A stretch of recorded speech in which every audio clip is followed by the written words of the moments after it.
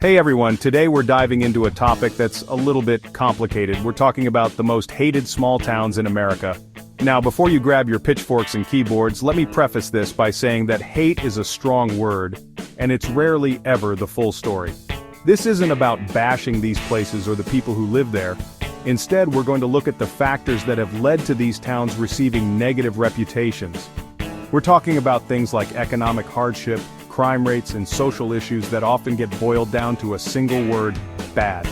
So, get ready to explore the complexities of urban decay, economic decline, and the resilience of the human spirit. Let's get started.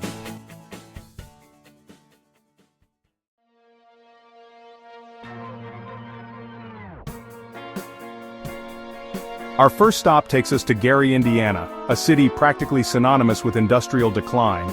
Once a bustling hub of steel production, Gary was a beacon of opportunity for generations of workers. The city's fate became deeply intertwined with the fortunes of the steel industry. And as we know, the American steel industry faced some really difficult times, especially towards the end of the 20th century. Factories closed, jobs disappeared, and Gary began a downward spiral that's, unfortunately, all too familiar in the American Rust Belt. This decline in industry led to a whole host of other issues. Poverty rates soared, crime increased, and the city's population plummeted as people left in search of better opportunities. The once vibrant streets of Gary became haunted by abandoned buildings, a stark reminder of the city's shattered dreams. But even in the face of such adversity, there's another side to Gary's story, one of resilience, community, and hope. And that's something we'll be talking a lot about in this series.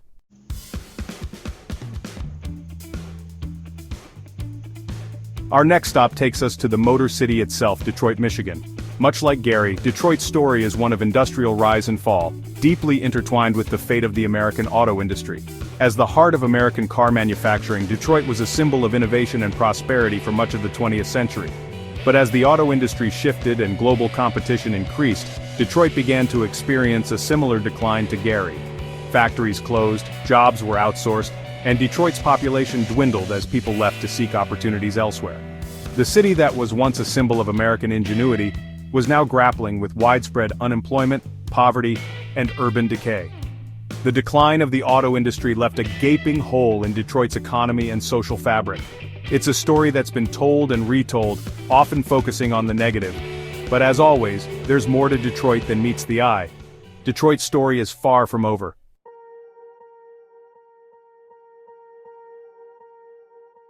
So, Pritchard, Alabama. It's a city with a population hovering around 20,000, and it consistently ranks low on lists of the best places to live. Pritchard was hit hard by the decline of the American steel industry. As jobs moved overseas or disappeared, Pritchard felt the impact acutely. Pritchard has also struggled with infrastructure problems, things like aging water systems and inadequate public transportation. These issues disproportionately impact lower-income communities. But those numbers don't tell the whole story. The community leaders working tirelessly to improve their city, the glimmers of hope that persist even in the face of adversity. Local businesses are trying to make a comeback, and new construction projects are slowly bringing life back to the area. Community events and festivals are helping to foster a sense of unity. Despite the challenges, the spirit of Pritchard remains unbroken.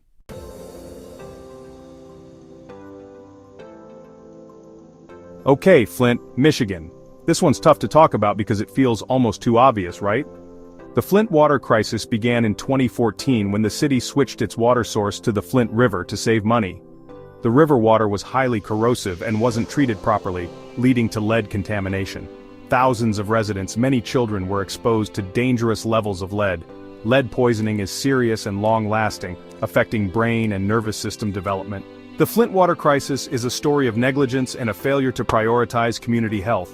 But the people of Flint have shown incredible resilience, organizing and demanding justice. Despite the challenges, the community continues to fight for a better future.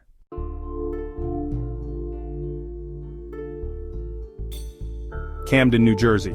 It's a city that has often been defined by its struggles, by its high crime rates, its poverty, its reputation as one of the most dangerous cities in America. And those struggles are real. They're deeply rooted in decades of economic decline, political corruption, and systemic racism, But Camden is also a city of contradictions. It's a city with a rich history, a vibrant arts scene, and a strong sense of community. It's a city where people are fighting every day to create a better future. Camden's decline is often linked to the loss of its industrial base. Like many cities in the Northeast, Camden was once a hub of manufacturing. But as those industries began to disappear, Camden was hit hard. The loss of jobs led to poverty, which in turn contributed to rising crime rates. Camden became trapped in a vicious cycle of decline, and it's easy to look at a place like Camden and feel overwhelmed by the scale of the challenges. But even in the darkest of times, there are always glimmers of hope. And in Camden, those glimmers are getting brighter.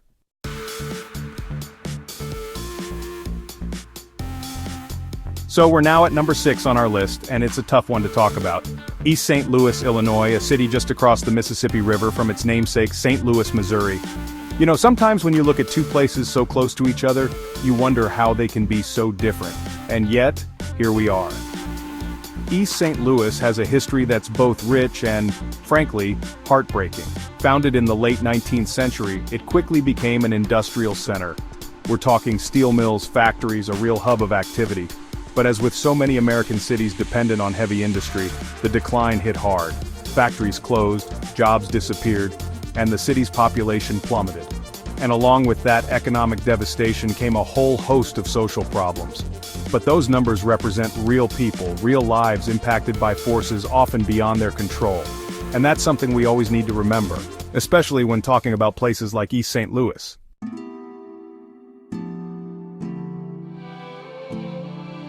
Our journey through America's most hated small towns takes us now to Macon, Georgia.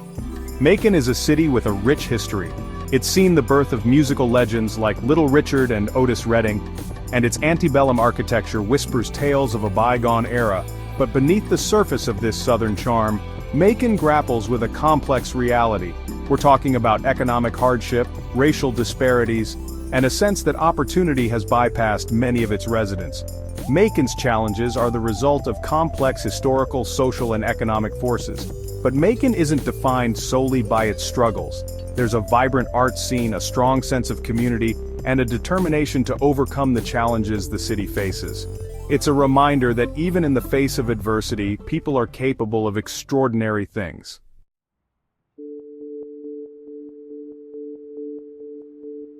Our next stop takes us to Huntington, West Virginia, a city nestled in the heart of Appalachia. Huntington is a place where the beauty of the Appalachian Mountains meets the harsh realities of a region grappling with economic hardship and a devastating opioid epidemic. For decades, Huntington was a bustling hub for manufacturing and industry, fueled by the coal that lay beneath the Appalachian soil. But as the demand for coal declined, so too did the fortunes of Huntington and countless other communities across Appalachia. And then came the opioid crisis, a wave of addiction that swept across the nation, hitting rural communities like Huntington particularly hard. The numbers are staggering, heartbreaking really. Overdoses, families torn apart, a generation struggling to find its footing. It's easy to feel overwhelmed by the sheer scale of the opioid crisis, to feel like there's no end in sight. But amidst the despair, there are stories of hope, of resilience, of individuals and communities fighting back against the grip of addiction. Huntington's story is a stark reminder of the devastating impact of the opioid crisis, but it's also a testament to the power of community, the importance of empathy, and the unwavering belief in the possibility of redemption.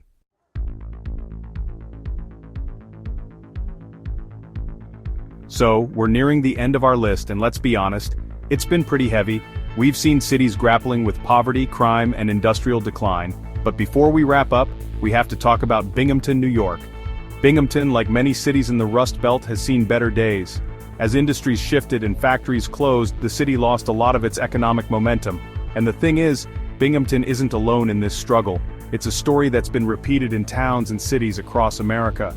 Now, I'm not saying that Binghamton is a lost cause, far from it. There are people there who are working hard to revitalize the city, to bring back jobs and opportunity. Binghamton University also plays a crucial role in the local economy, attracting students and fostering innovation. The community spirit is strong, with local events and gatherings bringing people together. And let's not forget the natural beauty of the area, with its parks and rivers offering a respite from urban life. Downtown Binghamton is seeing new businesses and a renewed sense of hope. Residents are enjoying local cafes and street art, adding vibrancy to the city. So, while Binghamton has its challenges, there's a lot to be hopeful about.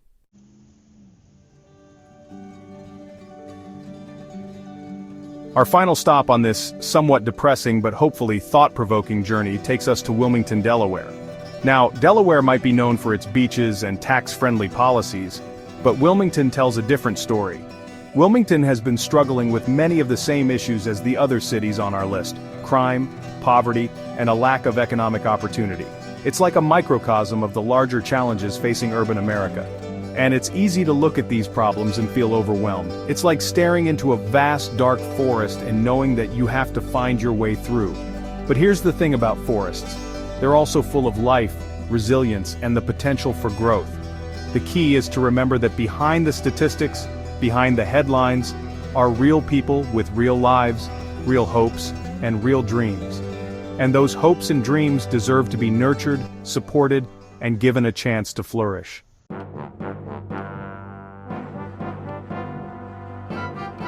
So, there you have it, the 10 most hated small towns in America. Or at least that's what some folks might say. But as we've seen, these towns are more than just statistics or headlines. They're places with a rich history, complex challenges, and most importantly, people who are trying to make things better. It's easy to look at these places and feel a sense of despair, but I like to think there's also a sense of hope. Because even in the darkest of times, there are always glimmers of light. People working to make a difference, communities coming together, and the enduring belief that things can get better. And that's something worth holding on to. The belief that even in the face of adversity, we have the power to create a better future for ourselves and for generations to come. So, let's not just focus on the negatives. Let's also celebrate the resilience and spirit of these communities. Thanks for watching, and until next time, take care.